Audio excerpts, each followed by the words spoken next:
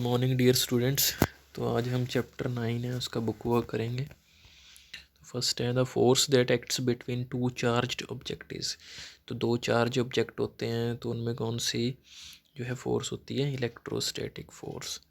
The force of a friction enables us to walk, right, erase या फिर all of them.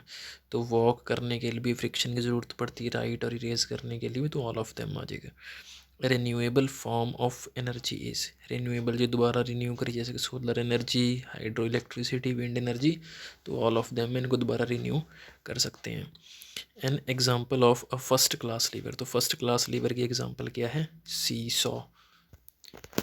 ये आप देख सकते हैं, सी सॉ इसे बोलते हैं। नेक्स्ट है हमारा फिफ्थ है, a simple machine use to hold two things together is lever, gear, screw या फिर पुली। तो इसका आंसर आ जाएगा screw. Fill in the blanks with correct words. A moving ball stops after some time due to the force of friction आएगा। Friction के कारण कोई भी चीज़ है चलती चलती रुक जाती है।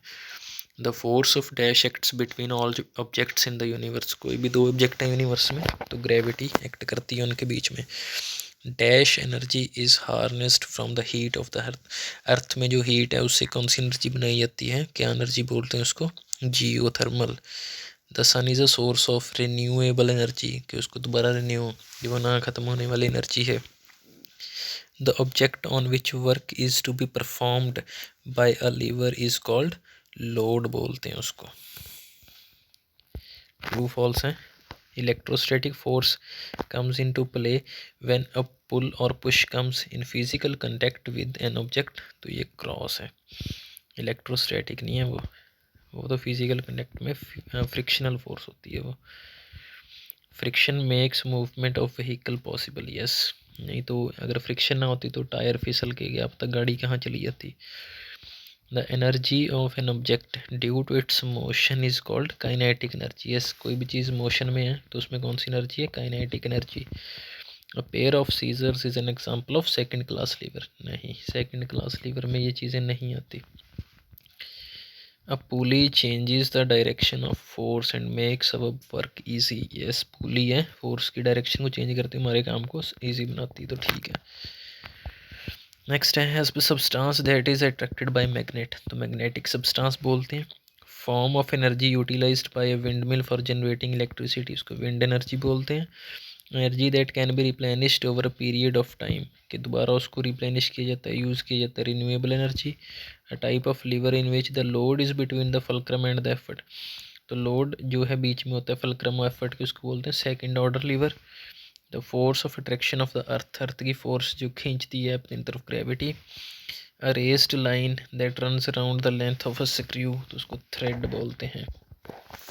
शॉर्ट क्वेश्चन आंसर करेंगे।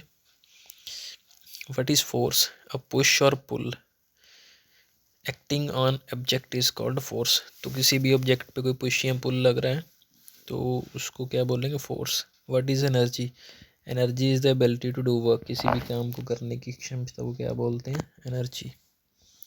व्हाट आर मशीन्स, मशीन्स वो टूल है जो हमारे काम को बहुत ईजियर बना देती है। हम थोड़ी सी फोर्स अप्लाई करते हैं और वो इजीली हमारा वर्क कर देते हैं। डबल पी है यहाँ पे, स्पेलिंग मिस्टेक है। What are the main types of force, types, force की टाइप्स कौन कौन सी हैं। ग्रेविटेशनल फोर्स, वही यूनिवर्स के दो ऑब्जेक्ट से एक दूसरे को अपनी तरफ खींचते हैं। इलेक्ट्रोस्टैटिक फोर्स, चार्ज्ड जो ऑब्जेक्ट होते हैं उनके बीच में होती है। मैग्नेटिक फोर्स, मैग्नेट पता ही है आपको, चुंबक कैसे खींचता है।